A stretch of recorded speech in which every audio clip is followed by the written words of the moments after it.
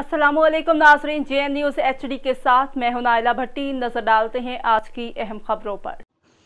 Bahawalpur press club Bahawalpur तहसील सदर में international human rights movement division Bahawalpur के ओहदेदारान कश्मीर के हुर्रियत रहनुमा यासीन मलिक को भारत की तरफ से सुनाई गई उम्र कैद सजा के खिलाफ एहतजाज रिकॉर्ड करवा रहे हैं। भावलपुर अरसलान सदीकी से कमिश्नर के हुर्रियत रहनुमा यासीन मलिक को भारत की तरफ से उम्र कैद की सजा की हम भरपूर मजम्मत करते हैं। भारत की हुर्रियत रहनुमाओं के खिलाफ गुंडागर्दी को हर मकतबा फिक्र के साथ साथ दुनिया ने कबूल नहीं किया। तमाम उम्मत मुसलमा ने भारत की इस जहारियत को न सिर्फ गुंडागर्दी करार दिया बल्कि आलमी सतह पर यासीन मलिक के खिलाफ सुनाई गई सजा के खिलाफ भरपूर एहतजाज भी किया।